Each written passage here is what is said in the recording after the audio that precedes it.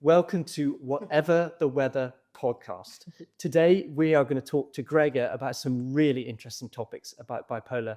Gregor's lived with bipolar type 2 for over 20 years, and he's had an amazing journey with it, going from the city in London and serious hardcore success, finance, probably what none of us really with bipolar should be doing. I've done a similar thing myself, but now he's completely transformed his life, and now he spends his time helping people with bipolar live better with bipolar.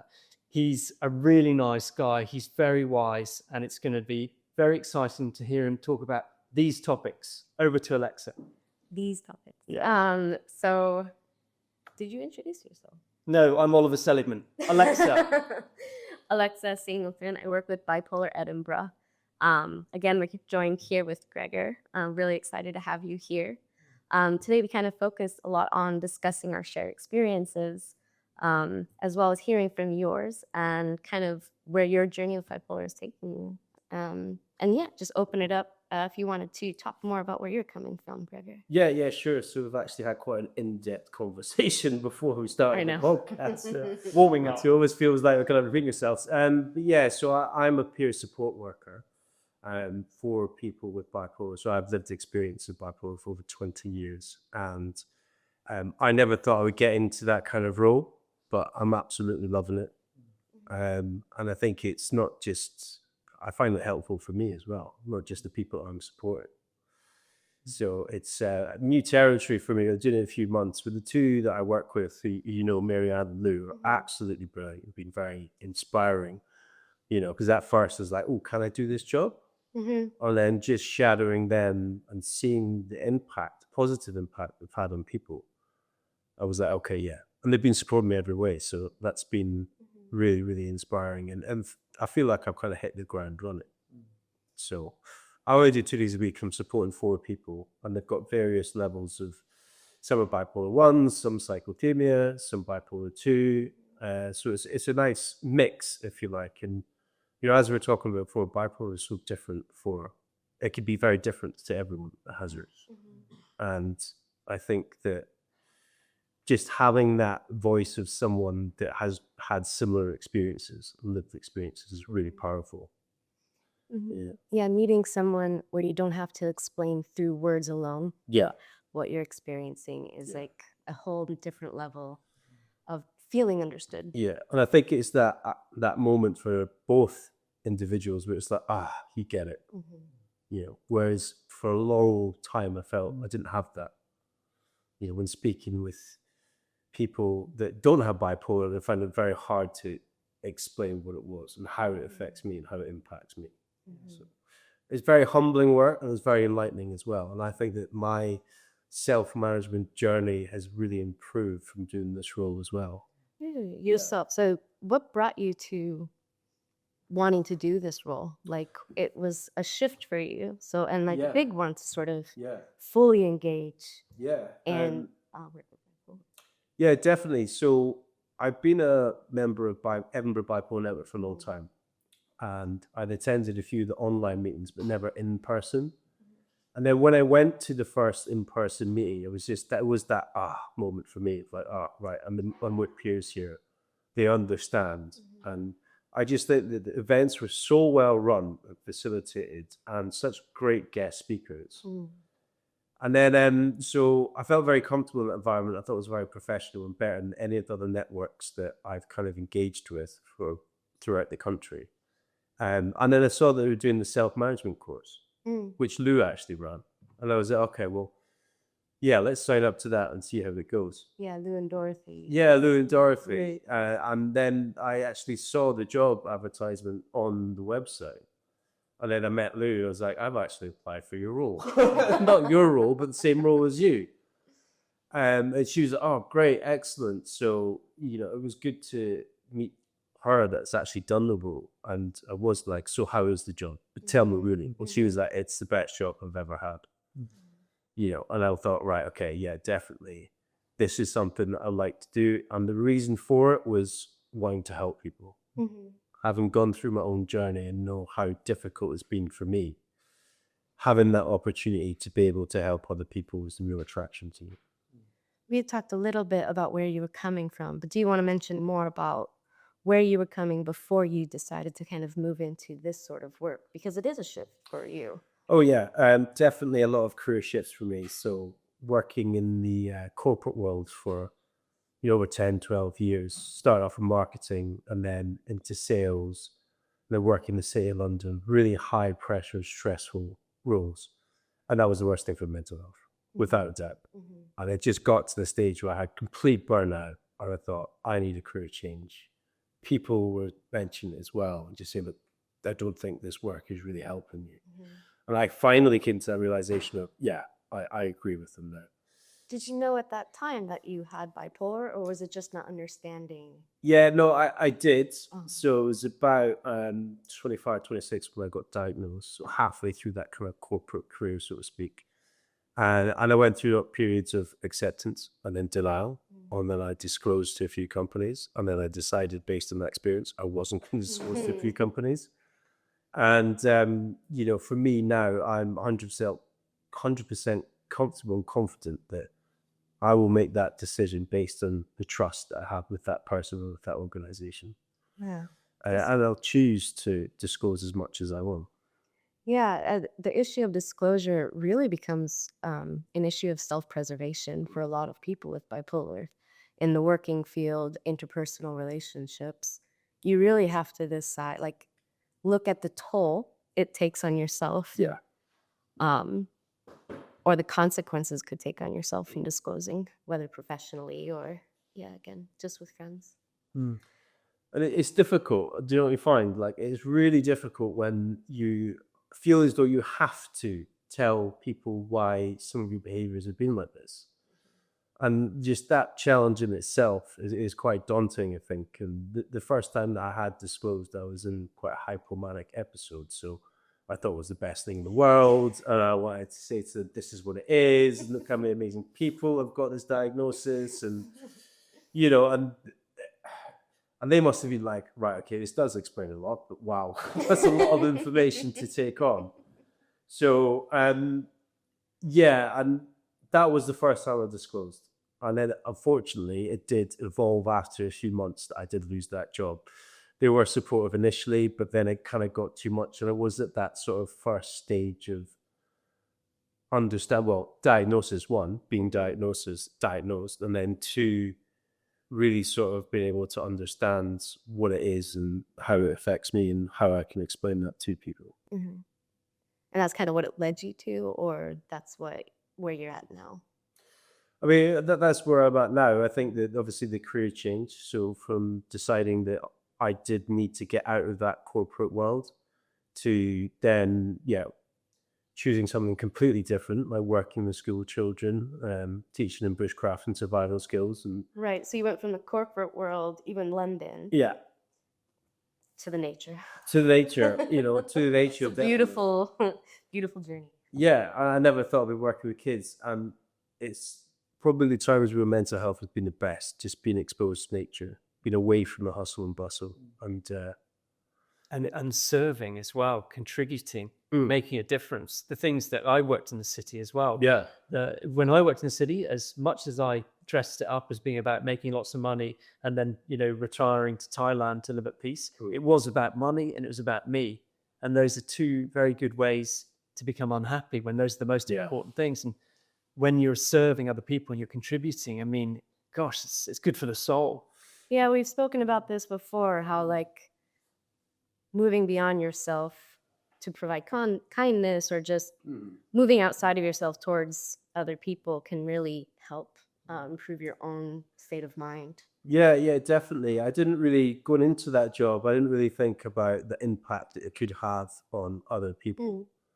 And, after doing a few camps, it was like, all right, we can actually have change and changing mindset in kids and encouraging them and inspiring them. And that was an amazing feeling. And it felt like, again, like you said, it wasn't about me. It was about that opportunity to be able to give back. And there's some amazing stories from the schools that I've worked with. So there was one person that was on a camp with me, and this was a few years ago, so they're older now. So they applied for a job in the same company that I worked for. And he said to it, because they said, how did you get involved in this company? He said, oh, well, I had Gregor on leading one of his camps, and he really inspired me, and I wanted to join the company and get involved, and I was really disappointed he's still not here.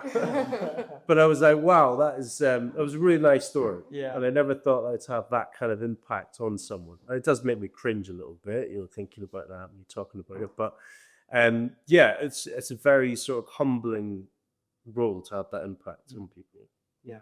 How did you find working with kids? Really good, thankfully. Yeah. I took to it quite naturally, and I enjoy it. If you don't enjoy it, then it's not going to work, I've worked with a few people where, yeah, they probably were in the wrong role, but weren't aware of it. But it was obvious to see. But for the majority of people, you could see that they absolutely loved it. They love working with kids and interacting with them and engaging them. And, when you're in that position, you are a role model for these children. Like, you have to present positively and act as a role model, because they can limit behaviors. And then if you set a bad example, that's a really negative experience for that child when they're in that development phase. I think for myself, there's a exposure to children feeling like, can I maintain, like you were saying, sort of a positive environment around children? Yeah. Or just kind of sort of vulnerable, impressionable people or demographics, and kind of having some anxiety about how I could positively maintain a space for children, with how I can be reactive in certain stages. The sustainability of an environment like that for me feels anxious. Yeah. Oh, don't get me wrong, I was very anxious going into the first few camps. I was like, what am I doing? I have no experience in this. This is very much a trial and error. But what I find working with kids is that obviously my experiences with bipolar and mental health, and having that all in the background, I felt that actually kind of helped a little bit. I mean, I would never tell my kids that, but having that experience of, I was experienced mental health symptoms from a very early age. So doing residentials and outdoor camps like this really helped me when I was at that, when I was younger, now that I reflect on it. So I had that kind of in the back of my mind. And I think kids are hilarious, and I mean, they just sometimes have no filter. And you get, when you're doing a 5-day camp in the woods, it is very tiring, and you can get a lot of energy from the kids, and it was very, it was really good, fun job to do. And it would, I think that, well, they know just the impact of doing outdoor activities for kids is so good for the mental health, particularly after the lockdowns and what have you. And there's actually a bill that's passed recently. So the Scottish Parliament have passed a bill, and all children before the age of 12 will be funded to do a 5-day residential in an outdoor setting, which is amazing. That is lovely. That's fantastic. Yeah. Access to nature goes a long way. Definitely. And I think that some countries, when they go to GPs, they prescribe. They say, look, instead of you just prescribing your antidepressant, I think you should go out and spend some time in nature. And everyone that I've spoken to, they always say, yeah, it's really helpful. And I think it's one of the best self-management tools I've got at my disposal. Yeah, being in nature. Being in nature, taking time to go on long walks, climbing mountains, going in the forest and doing some wild camping.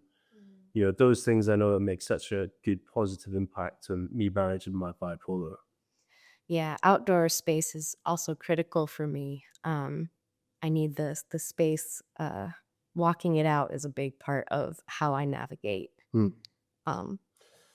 what I'm experiencing. Yeah, it's a really good way to be able to process your emotions and just be able to offload some of it as well, isn't it? Yeah, it does. It's like a filtration system. Yeah. Just out. I love the fact that you got a work outside, because it's so, when you said that to me, I was just like, that's what I'm going to do. And that shows the power of this podcast and the power of you coming on, is that you just spread these ideas that we can then go, and people who want to, they can experiment with, and others, I've tried that, it works, it doesn't work. But there's something about being in nature. It's almost like, for me, the way that modern life is meant to be, it's almost like millions of people are dicing with mental illness. It's so different to how we were as cavemen or women. It's so different. And if you imagine that the average caveman was healthy and strong and and everything kind of worked fairly well, and then you look at what we do now with all the screens and doing careers just for money or all this stuff that's going on, and then you do something as simple as just getting a job, working outdoors, helping people, and it massively improves your mental health. And I'm sitting here thinking, why are psychiatrists not talking more about this? I mean, some of them are, but why aren't most of them? Why isn't this one of the first things they ask you when you go in to get diagnosed? What's your lifestyle like? Yeah. You know, rather than what are your symptoms and here's a drug. Let's step back a bit and actually see if we can find the causes to this mental illness before we move in with treating the symptoms. You know, unless you're actually, you know, need to save someone. You know, if someone's psychotic, you obviously need to go straight in with medication. But what do you think about that? Yeah, I definitely think that, well, I know from my own experience, I've been quite vulnerable when I've gone to see a psychiatrist and I've just felt, just please give me something to make me feel better. And maybe I've just been prescribed medication. But if that psychiatrist could go, okay, let's look at your lifestyle, okay? And what about being more active, going out and spending time in nature? And, you know, we can combine that with this medication and then see how it goes and then review it. But that would have made a huge difference early on. And, you know, my being prescribed medication or being prescribed how to deal with bipolar itself. Instead of just being, there's medication off you, it's let's look at the lifestyle. And, you know, by the way, spending time outdoors in nature could be really beneficial for you. Yeah, it's really interesting, this topic, because we're often prescribed, like, go for a walk to help with your anxiety. Yeah. To clear your head, or they're more like symptom focused activities. But you're right in that looking at how to make these things more of a lifestyle, taking these external factors and incorporating them to where it is more of your standard life, as opposed to something you treat with. You know, like a dose of nature it's not a dose of nature. You orchestrated a way for you to live, work, or be outside because you recognize the benefit it has for your health. Like, I think you're right, trying to figure out more holistic approaches that include our environment and our lifestyle can really help. It's almost like we've over scienced or over logic the whole thing. You know, my question that, you know, coming from what you're saying now, you guys are saying, it's like, rather than what is good for my anxiety, really the big question I should be asking is, what's good for my heart? What's good for my soul? What's good for my feeling that I'm actually worth something? You know, these kind of deeper questions. And then to figure out ways to live that actually feed that part of us. Not only does our mental health improve, but also our physical health, probably our relationships. We have different things to talk about. Yeah. It's like, yeah. Well, there's really no there's really no way to compartmentalize all of that either. There is no real, this affects your mental health, this affects your physical health. They're integrated all the way through mind, body, and soul. So there is no addressing one without addressing it all. And yeah, it makes sense that these activities that enrich our just biological selves enrich our entire selves. And from it stem like a really powerful position, knowing yourself, being comfortable in yourself. It's very powerful. Yeah. I think that obviously medication is the first line of defense for us managing this illness, and for me in particular, but that's what it seems to be, like you said, just the go-to. It's like, okay, take some medication and roll over science to. Where for me, I think self-management has been a huge part of my journey living with bipolar, and understanding the illness more, and creating a toolkit that's going to help me in times where I'm either depressed or I'm slightly hypomanic, and I can dip into that tool. I find there's a lot about trial and error as well. Yeah. Because there is so many things that you can do. Like, I'm a big advocate of mindfulness meditation. I first got introduced to that when I was in the corporate world, and I thought, I'm not going to do that. Meditate, that's not for me. And then there's actually someone very senior in the company who says, no, I do. I find it really helpful for managing stress. And I thought, well, I'm stressed, so let's give it a shot. And it took me a long time to get into it, you know, because I look at it as like going to the gym. So it's great having a gym membership. But if you don't go and work your muscles, and that takes time, then you're not going to get the benefit from it. And this, for me, mindfulness meditation is a new skill. So yeah, it takes time to learn it and for it to have its impact. I find as long as I'm being patient with it, then it's one of my go-to things to manage when I'm anxious or if I'm having racing thoughts and feeling a bit too high. That's cool. Was practice for you just continually trying to make space to engage with meditating? Like I think it setting a was- time, or how did you sort of build a practice with meditation? Patience. I think patience for me was the biggest thing.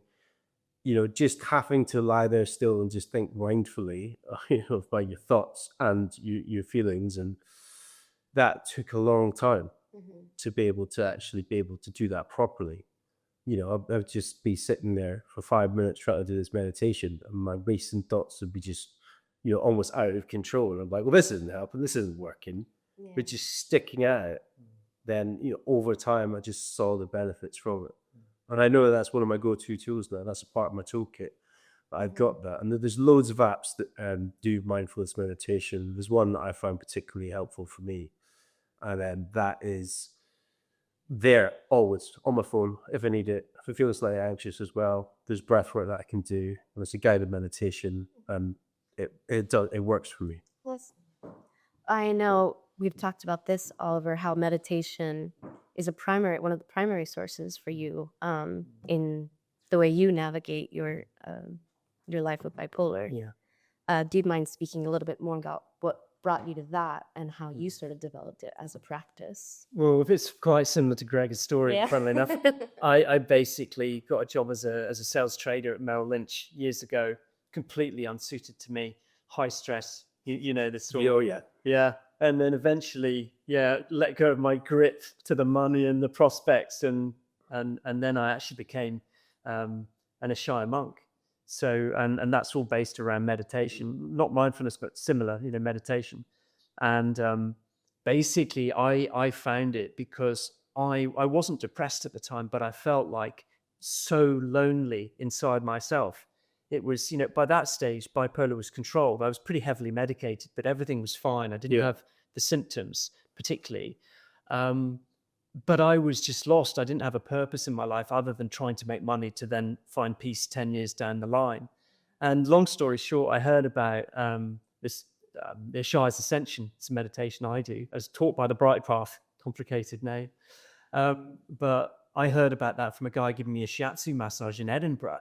And he was talking to me and he was giving me this massage. And I was just thinking, please shut up. I just want to relax. He said, it's going to be great for your chakras and you'll find peace and joy. He's like, all this nonsense, but being the sort of polite British type, I was told just to be quiet, Anyway, long story short, I left the massage and he was my angel. He did me a huge favor. I'm very grateful to him now, but I left the massage and he's going, you've got to look up this meditation, you've got to do it. And I was like, yeah, whatever. I'm a trader. I can't meditate, all that stuff. Yeah. Anyway, I then have 4 brushes with death in the next 4 months. 6 guys tried to mug me in Spain at 3 a.m. And I got the day before I'd been threatened by a pistol on the beach. A guy had a pistol on the beach and crazy stuff. I was taken off a mountain by Mountain Rescue in Wales, walking with a mate of mine, just wearing shorts and t-shirts, really, embarrassing Much story. about Wales. Were you freezing? That sounds freezing. It got very cold. It was actually 20 degrees, 22 degrees when we started, but then eventually the snow came in and it all went wrong. Anyway, we got taken off by Mountain Rescue. And I also thought I was going to drown swimming in the sea during that period. I wasn't actually going to drown, but I thought I was.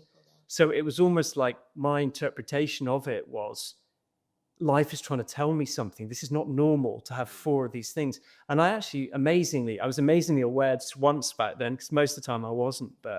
And I just thought, somehow my internal state is contributing to this chaos in my life. So I flew back to the UK from Spain, where I was, and I learned to ascend, and it's helped me ever since. It's that and the keto diet. And just sort of love and contribution and nature and stuff. Those are my main go-tos. Yeah. So you went from being a trader to the monk practice. Sorry, I didn't quite catch the name of Ashaya monk. Yeah. Yeah, it's kind of a different monk. You could call it like a modern day monk, because my wife is a monk as well, and we can do whatever we want. We're not restricted by rules. It's not like a religious thing. It's a monk in, well, what I would say, actually, I'm probably going to offend a few monks here, but it's like, it's not about religion. It's about the internal experience of peace and love and joy that people like Jesus and Buddha and Muhammad and Krishna, they talked about. And the advantage for me of that is that I don't have to live my life in a certain way. I can just live my life and find more and more internal freedom. And I help other people when they want it, by teaching them meditation. So it's been amazing for me. And I've had a real journey with it, because I'm surrounded by a lot of happy, peaceful people. But I've had bipolar, and I've had my dance within that. So sometimes I've been the least happy and the least peaceful monk. But there's been a lot of love and a lot of kind of practical support in that area, but in other parts of my life too. So it's been really good for me. It's not for everyone, and I'm not like that. I think people have to make their own choices, but for me, it's been a belter. Oh, that's great.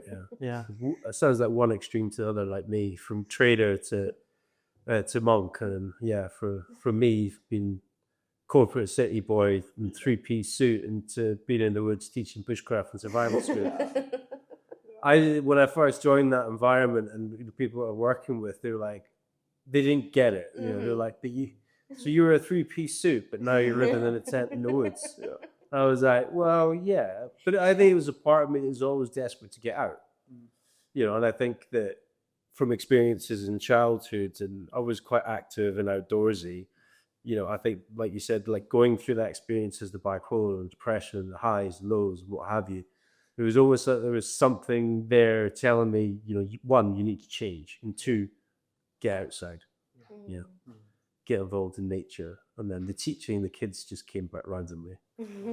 But yeah, I think that just kind of on that topic as well, it's just, I think previously I thought medication, that was it. Okay. So I was just like, right, well, more medication, that'll do the job.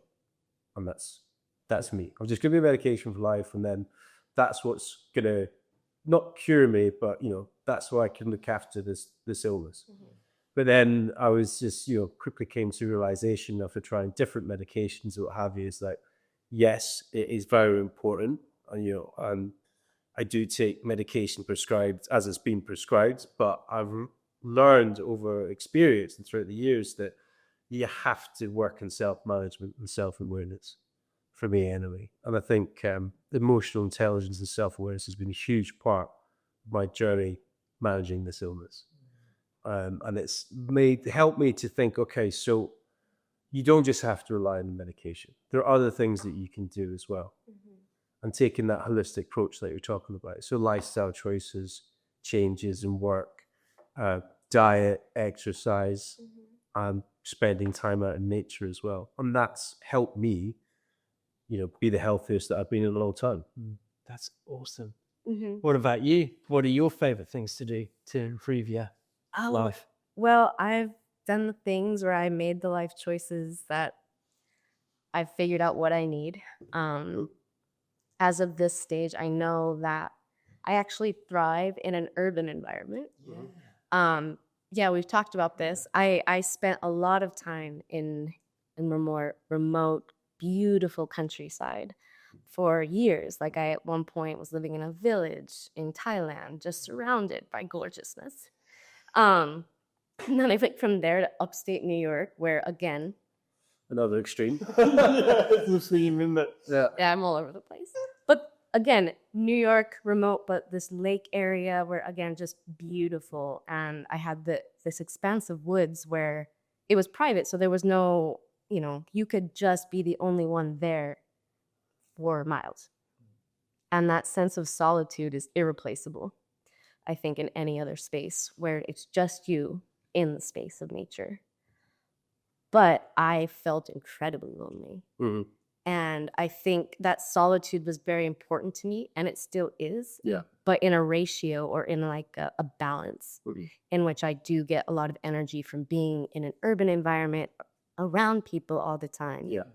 And I had mentioned like walking is one of, again, my primary ways of dealing with my symptoms, or just, living well with bipolar. Walking through the cities is one of the best ways I navigate it.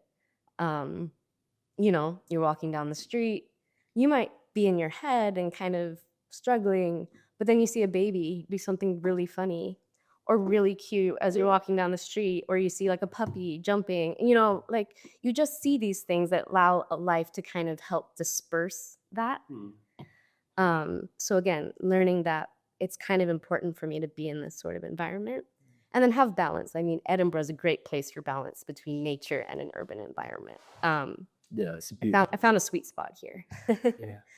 Um, But I think you're right in what you were saying, and I agree with that, is that trying solitude for me in this illness has been horrific. And that's linked to that self-stigma where I don't want to be around people, but actually, whether it be an urban environment or nature, having that social connection is so important. You know, and I think going to those support peer groups has made a huge change, because while I've not felt so lonely, and I've been around people that, you know, understand and have lived the experience of it as well. Yeah, this is my first time. The move from upstate New York to Edinburgh, which began for the grad program at University of Edinburgh. But that was the transition to me being open and prioritizing my life with bipolar. The first time I engaged in a community. Yeah. I'd never been to a support group before that. I'll never forget it. Like I remember I showed up at the melting pot for the first one and like was so overwhelmed. Like Michelle and Francis were immediately very friendly and opening and welcoming. And I was like there for 10 minutes, like, thank you. And then I was like, I gotta go. I can't. Yeah. This is too much. They're great, but I just got really anxious. But since that moment, I've been able to engage with the community in a lot of different ways. My study was about neurodiverse accessibility, so a lot of people with bipolar were also part of that study. But I think now when we talk about orchestrating a sustainable lifestyle that supports what we need, I've been incredibly fortunate in that I work for a charity, peer run by people with bipolar. And yeah, I mean, again, you know, we've talked about the stigma the stigma of working for businesses or corporations, the debate over disclosure, because you're worried about your job, worried at losing your job because the symptoms aren't, you know, are struggling. But no, I have the freedom now to be unwell in a space that will support me. I talk to my boss, you know, I talk to Francis, Michelle, I talk to the people I work with, and I receive nothing but support everywhere around me. And in a space where, coming from a life where it's been incredibly lonely, not knowing anyone else or not being able to share that experience, it's been incredibly meaningful and has given me a lot of hope for my life. Yeah, you know, I can resonate with what you're saying as well. Working with, you know, the peer community, like I don't feel like I need to explain myself. Yes. Oh, And that's such a breath of fresh air. Because people understand, you know, they just like, you don't need to explain yourself. You're not well. We get it. So that is just a huge weight off my shoulders I've never experienced before in my whole career. And it's really nice to be in that kind of environment. I've experienced a lot of loneliness in my journey, and initially I put it down to being on a very high dose of medication, which reduced my abilities and made me a lot more, sometimes just unpleasant to be around. Like I'd be more aggressive, I'd be more unfiltered, I create a lot more problems than I used to, you know, back in the day where I was quite skillful in relationships and stuff. And so I thought it was that. And I also thought it was moving to Norway, which is a totally different culture, much more inward culture. I'm a foreigner, whatever. But what I'm hearing from you guys and what I've started to discover in the last few years is that it's actually because of bipolar. And it's because this illness, it can be so alienating because it takes away, for a lot of us, it takes away our ability to socialize. It takes away our ability to be nice when we want to be nice sometimes. It takes away our ability to express the subtler parts of life to people. And like, it's all these very sort of subtle things that can disappear. They don't disappear for everyone.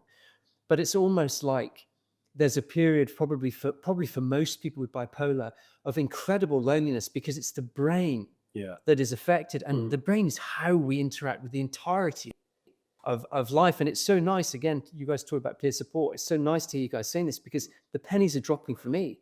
It's like, oh, I feel so much better. It's not Norway. It's not me. It's not just some horrible punishment from something somewhere. This is actually part of the illness manifesting. And when I know it, I'm in a better place to start dealing with it. You know, I can leave this podcast and think, right, I want to do a part-time job outside. And I'm actually going to start phoning people again. I used to do that back in the, you know what I mean? It's so helpful. It's really powerful, I think I come away feeling inspired and and supported when I work with others that have bipolar. That experience, sharing that experience, learning from others, just seeing how others navigate it. It's gaining that inspiration from others' stories and others' journeys is a large part of why this stuff is important. Why these kinds of podcasts and spaces for conversation led by and hosted by and with people with bipolar. I think these spaces and this stuff is really, really important. I think for me, it's helped with self-stigma massively.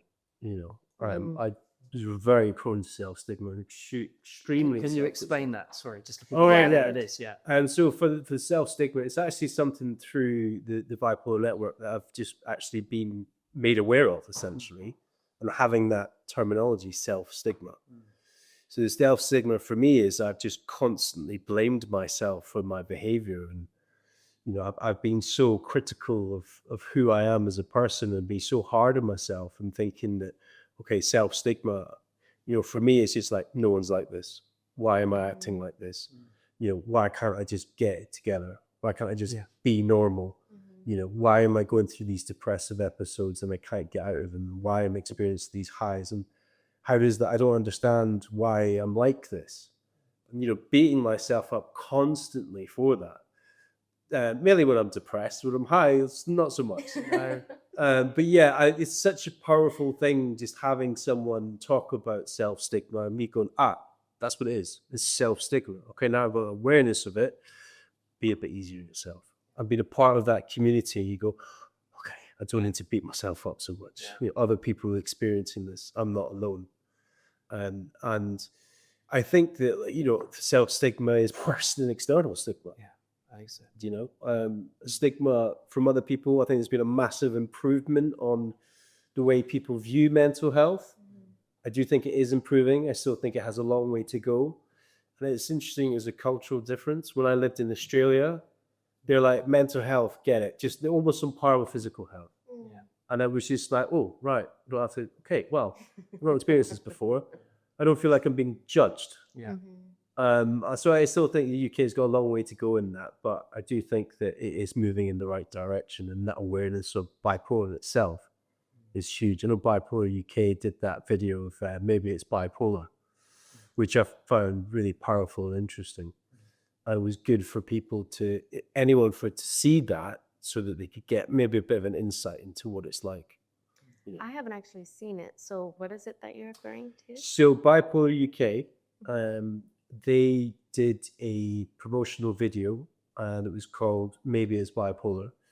And it was someone that has bipolar, and it was just an insight into their life of the highs and lows and the stability.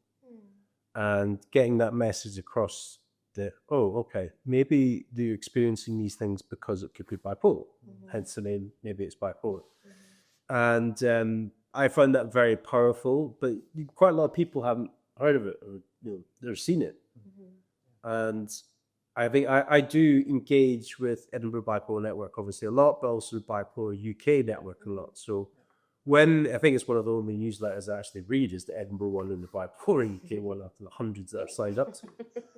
And it was on there, and I would encourage anyone to, you know, look for that and watch it and share it as well. I don't know about you guys, but having those initial conversations with people that I have got bipolar and this is what it is, I found so difficult and so challenging. It's like, how do I explain this to this person? And how much information do I tell them? And, you know, will they judge me? And, you know, all of these different kind of things. So I thought that was a very powerful way to help someone or people be able to counteract that. Yeah. But I feel like Super something that struck me about what both of you kind of said is this concept of the nuance around the experience of bipolar. Mm. Like maybe it's bipolar, recognizing that it's not obvious. Yeah. For a lot of people, it's not obvious to yourself. You know, you may not recognize all these little micro things that add up to really being hard on yourself or difficult for you to navigate.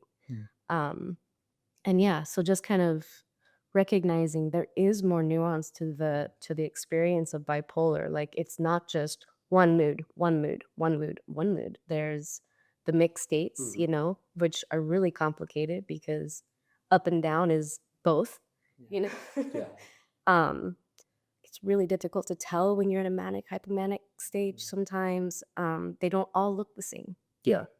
You know, I can't always tell until I'm knee deep breaking up or like planning a next move Yeah. that it had been creeping up sometimes.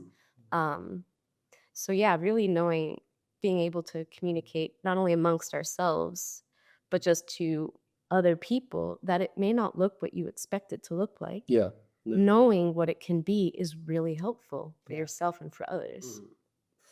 Yeah, definitely. I totally agree with you on that. And I think that I went through a phase of, I've changed my way that I relate to bipolar. So I don't say I am bipolar. I say I have bipolar and it's an illness. So sometimes it is just illness. It's not me. And trying to get that message across to people, it is quite tricky and quite difficult. Yeah, because there's a complication there for me in that I think there are elements of the way our brains work, the way brains that, you know, have developed with bipolar conditions, if that makes sense. Yeah. Because it is, you know, it's genetic based and stuff like that. So it is a neurodevelopmental component to it.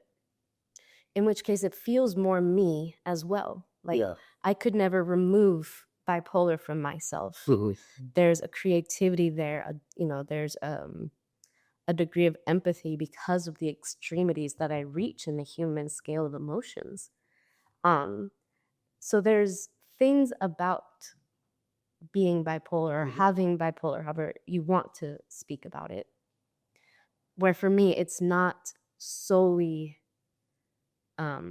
grief. It's not solely the loss of who I would be otherwise. Yeah. And I'm sorry, I lost track a little bit of what you had said about. You're doing well. Yeah. Thank you. I have horrible memory. I struggle to carry it. Sorry, who are you? Yeah. Great question. Segment, right? I was generally going to get lost in what you were saying in a good way because it resonates so much. And I think that I've learned that bipolar doesn't define me. It is a part of who I am. It doesn't define me. And I won't label myself any. Yeah, I think that's cool. the thing I think is really valuable is however you want to understand it for yourself, knowing that you're not limited to that. And you're not limited to the stigma you feel within yourself. You know, it takes time as well. Yeah, looking at how you understand yourself with bipolar. Is this the thing? Is this solely an experience of shame or hopelessness, or how are you understanding it for yourself? And then challenging any of those thoughts that are stigma based or kind of shame based as well. I'd like to ask you a slightly different question there, Gregor. I would like to, because I think it's important that people hear this from you. You know, you're brilliant the way you talk and express, and you've got such a rich story. What are the good things that have come out of bipolar for you? Yeah, and there's a lot. That's cool to hear. Yeah. So, look, you know, I've been extremely creative, and I think quite a lot of people find that with bipolar. I have moments where, you know, I feel like I can contribute more to whatever I'm doing, to whether that be helping people, you know, teaching, whether that would be coming up with new ideas or changing things in a positive way. And when I'm kind of in a phase where I'm thinking really well, it's almost like that point of hypomania where it doesn't get out of control. And I get all of these experiences and thoughts and feelings of, wow, right, okay, I feel like I can access all of my brain just now. And then it helps me contribute more. And one of the things that I found really interesting with the bipolar as well is that And people have said this, and it makes me cringe that I'm going to say it, but people have said, you are inspirational. And that's even without knowing about the bipolar. And then when you find out about bipolar, like, oh my God, And I think for all of us, like, we have gone through so much of our own individual journeys of managing this illness. And I think that makes us hugely more understanding and empathetic and aware of being in touch with emotions and feelings. And that strength of having those experiences can be really powerful. And it does help encourage me and inspire me to keep going, keep motivated. And if there's anything that I can do to give back or help inspire people, is, it gets better. And, you can hit that. By no means do I say that I'm cured. It's a constant thing that, that I have to battle with. But I feel as though through self-management and reminding myself that there is an upside to this, to bipolar. Like, we can be more creative. We can be more impactful. We can be more empathetic. And there's been quite a lot of successful people who have had bipolar, and they attribute that success to bipolar, and I think that's just such a powerful message. And for me, that kind of gives me a bit of inspiration as well. So I got that love-hate relationship with bipolar. Yeah. When you're feeling great and you're high, it's amazing. But then it can get out of control. When you're feeling low, it's like, oh my God, how do I get out of this hole, Yeah, very much the extremes take it out of you. It's interesting that you speak more and more about bipolar now, because you're a natural at it. You've got like a trustworthiness and a steadiness about you. Yeah. But it's just so nice to hear you talk about bipolar from that place. It's, I can feel the direction moving in. It feels very exciting. And I think that's improved from doing this peer support work with people with bipolar. It's because you hear their story and you share your story, and that's where the power of it really is. And that's, I think, helped me be able to talk about bipolar more and explain about my experience more about it as well. And the beauty of peer support work is that, you're both getting value from being with each other and talking about health and well-being and the practical elements that we can do to help support us and maintain good health, and try and make the highs not too high or the lows not too low. But we know from our own experience that we're still going to have really depressive lows, and we're still going to have highs that are going to be, where an intervention needs to happen from the medical professional worlds.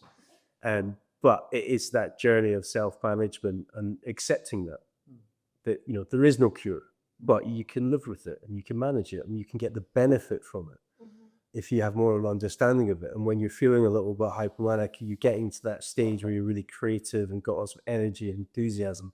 So that, hold on to that and just try and get as much out of that phase as you can. That's what I've discovered in my journey with bipolar, I think. Yeah, it can be really fun. Like, I recently experienced an extended episode of hypomania. I've done lots of writing. Yeah. I'm like, oh, I like these poems. And and the thing is, I couldn't do a lot of other things. My brain just wouldn't allow it, really. Yeah. But I started to kind of think, like, I have the time. I have the ability to do this. And it's enjoyable. I will just write for 8 hours. Yeah. It's kind of fun, and I really like what I'm making. And so kind of, like you were saying, looking at things and realizing, well, maybe you can just enjoy it, or maybe these elements aren't all symptoms that are taking from you, but they're giving you something that is really beautiful. I love what you guys are saying, because you're not actually fighting the hypomania. You're saying that this is happening and I'm going to make the most of it. And it's a funny thing, because I wonder if that actually is good for hypomania. What has traditionally always been said is, like, desperately try to balance every part of our life to minimize any possible variation in mood. And what that does for me is it makes me terrified of my moods. You start getting a bit excited about life, and I sort of used to just pull myself back, not want to show the excitement to anyone in case they said, are you having an episode? Which again would terrify me, because there's so much just judgment around what is happening. And what I'm hearing you guys saying is, well, yeah, we're not inviting these states, but when they happen, we are going to make use of it. And if we can, we're going to enjoy them, and also, of course, you guys also, you try to look after yourself at the same time and live your life. But I think that's an amazing perspective. First time I've heard it. Yeah. It's interesting. I think that that's taken me a long time to get to that situation because, like you, I'm like, oh my god, am I getting too high? I don't want this to get out of control. And well, I guess someone said that, and then self-stigma again. But now, I've because of my extensive lived experience and trying to understand my emotions and manage it better, where I do feel a hypomanic sort of phase coming on. Well, like you said, if I want to write for 8 hours, I'm going to write for 8 hours. And then it's something amazing to look back on as well. And I think there's something really powerful that someone that I worked with, I was one of the line managers, said to one of my colleagues who was going through a little period. And he said, why didn't you write a self-care letter to yourself? And then you can revisit it. And she said the power of just doing that creative writing and then reviewing it was so incredible. And maybe they wouldn't have been able to do that as effective if they weren't hypermanic or even depressed. Sometimes great writers do their best work when they're depressed. Comedians and what have you. So, it's once you start drilling into it and learn about other people's experiences, it's amazing that you can go, right, okay, it feels horrible at the time, or you're concerned if you're going to get too high, but try and use that as a positive to be able to create something that you might not have created when you're balanced. So I do think that it took me time to learn that, but it's not always a bad thing being a little bit hypomanic. Yeah, it's there is a sadness that I think a lot of people with bipolar experience, where you're afraid of happiness. Yep. You're afraid of feeling really joyful, and that's really sad, I think. And that was something I started to work on. Really, it was like, when I feel happy, maybe it feels too happy. But unless it's a problem, feel too happy kind of is where I was trying to get more, so that I was trying to break this thing that feels really sad to me, being afraid of being happy. And so that's what kind of started me into seeing, well, like, how can I learn to just enjoy it, and see, until it's a problem. If it's a positive experience, let it be a positive experience. Again, you have to kind of navigate, because especially with hypermania, especially with my recent experience, could escalate quite fast. Yeah. So you do kind of have to have a self-awareness when you're doing it. Yeah. Especially with mania, where you can become sort of really blinded to it. Yeah. But that being said, trying to enjoy the fact that I can feel before, I think that's a benefit to I can't these see why emotions. it's not. I mean, that feeling of euphoria is amazing. And it's just, I think that that's the one plus side of our illness, I think. But you've got to be, like you said, you've got to be careful that sometimes that you're not self-aware. And when you become unself-aware, should I say, or not self-aware, that's the tricky side of it. And that's where you've got to be mindful of. And I think that if we could just stay in that sweet spot, it would be the best thing in the world. But unfortunately, our illness doesn't work like that. No. Yeah. And it's interesting, because that's when we're well, which for a lot of us is a lot of the time, which is super cool. But that's when we're well, when we build good relationships with people we trust, and we talk to them about, if I start going weird or whatever, and we're as open as we can be to their input, and they feel as comfortable as possible at telling us. Yeah. That's where, for me, that's such a safety net for me, because one of the things I've battled with the most with bipolar is perfectionism. Like, I see it in myself. I'm a huge perfectionist, and I see so many people with bipolar that perhaps it's part of the course. Perhaps we get so stressed out as little kids that we're trying to do everything right, and we're afraid of punishment and all this stuff, that it maybe even enhances the whole thing coming on. But what I've kind of been exploring in the last few years is just being, screw it. It'll be all right. It'll be okay. What do you guys think about, like, having a more kind of, a less perfectionistic approach to life and bipolar? How do you guys see that?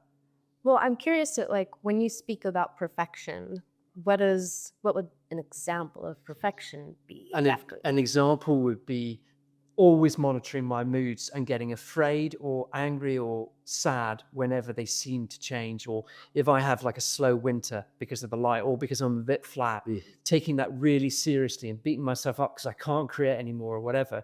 Whereas what I've been doing recently is, because I had a really slow January and February, and I wasn't down, but I wasn't far away from it.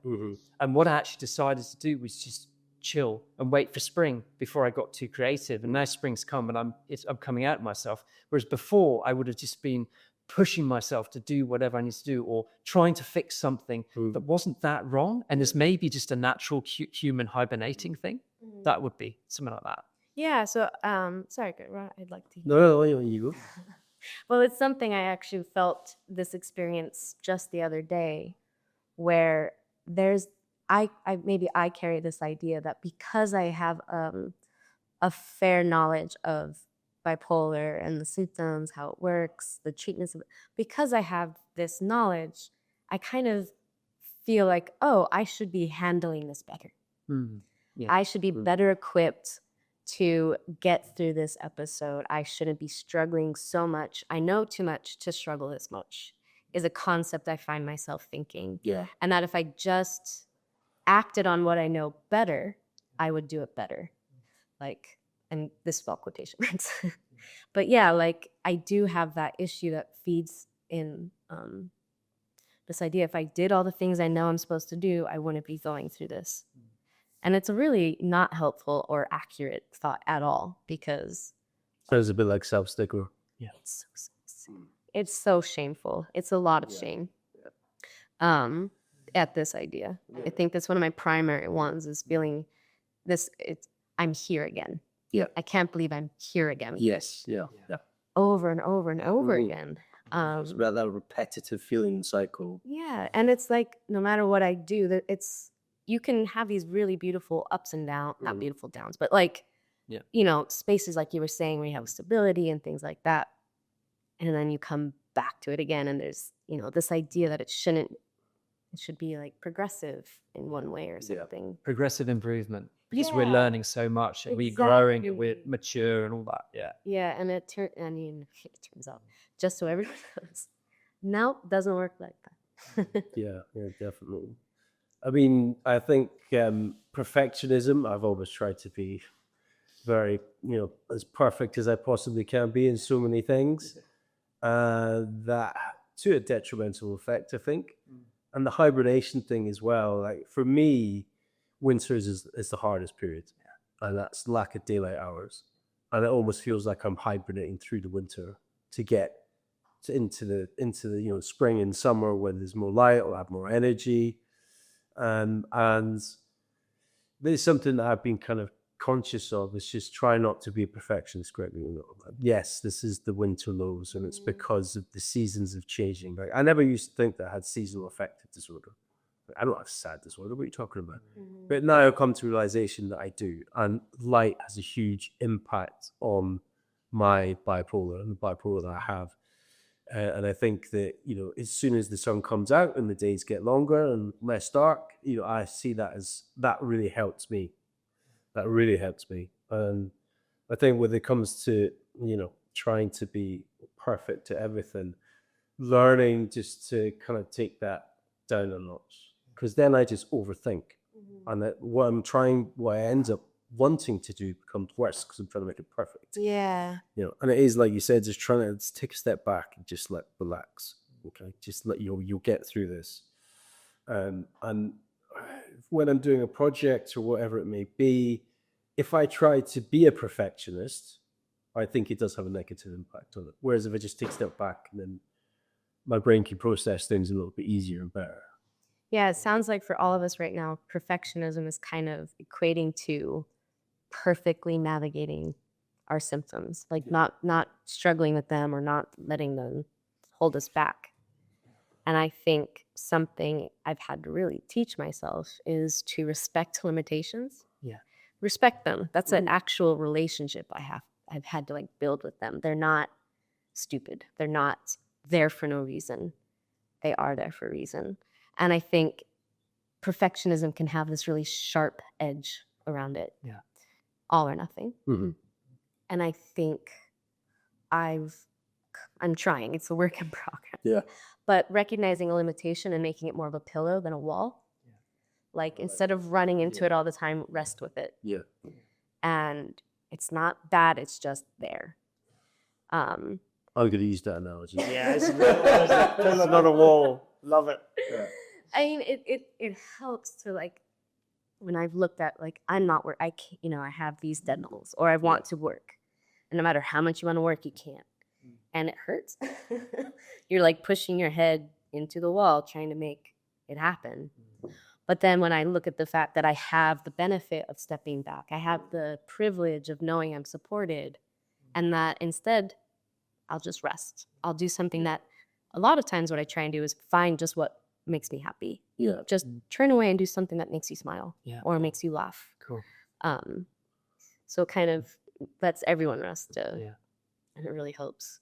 And I think it can be exhausting trying to, aim for perfection. God, yeah. I found it exhausting before in the past. And for me, in the cycle I go through, whether it be depression, being stable, or hypomanic, if I'm trying to be a perfectionist when I'm low, there's just going to be no output. And for me, it is a bit of an all or nothing as well. If I'm low, forget about it. There's nothing really. If I'm stable, I'm like, well, look, I'm in a good place. Everything needs to be perfect. And then when I'm hypomanic, it's like, it needs to be world class. So it's that balance. And it is something that's kind of on my radar now that never really used to be there.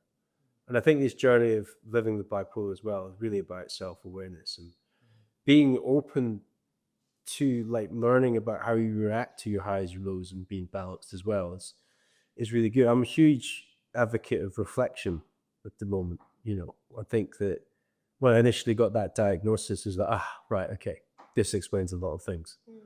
In a good way, in a bad way. Then I had that kind of sort of internal battle of, am I just making an excuse because I have bipolar? Or is it accepting the fact that this is because of the illness?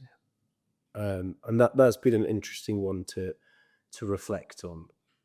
So, yeah, it's